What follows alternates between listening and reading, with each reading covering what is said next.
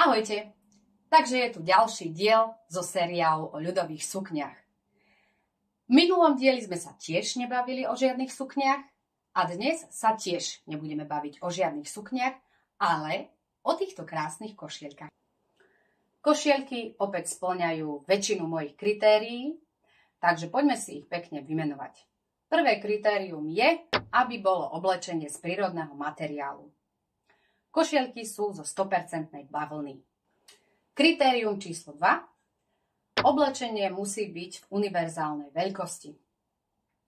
Tieto košielky šijem v univerzálnych veľkostiach dvoch, a to Uni 1, to je od XS po L, a v Uni 2 od XL vyššie. Vidíte, že ja mám na sebe tú Uni 1, je dostatočne široká. Rukávček má takúto mašličku, tu si môžem posúvať podľa toho, ako priberám a chudnem. Toto je na gumičku a týmto aj spĺňa kritérium číslo 3, kedy v tejto blúzočke môžete spokojne nakojiť, pretože je to naozaj pružná. No a kritérium číslo 4. Vrch musí byť dostatočne dlhý na to, aby mi zakrylo zase moje kríže. Však mám nie. Tieto košielky som ušila v dvoch farbách.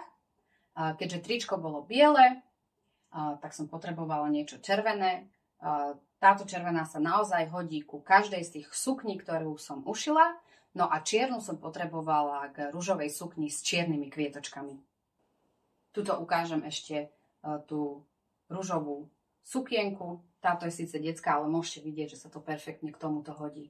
Čiže v ponuke určite je aj táto látka na tie sukne. I keď som vravela, že dnes sa o sukniach baviť nebudeme. No a zase je to veľmi univerzálny kúsok, kombinovateľný takmer so všetkým, či už máte blúzočku v červenej alebo v čiernej farbe. Nejaké kombinácie som pre vás pripravila, tak si ich pozrite.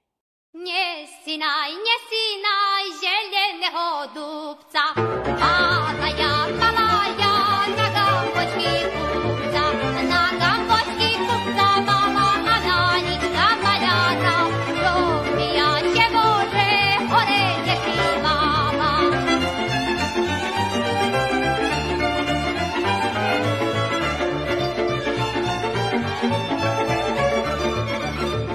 Keďže sa domnievam, že sme si o košielkách povedali už úplne všetko, tak mi neostáva nič iné, iba vám opäť poďakovať za pozornosť a vyjadriť radosť z toho, že sa uvidíme určite pri nejakom ďalšom videu. Majte sa pekne, ahojte.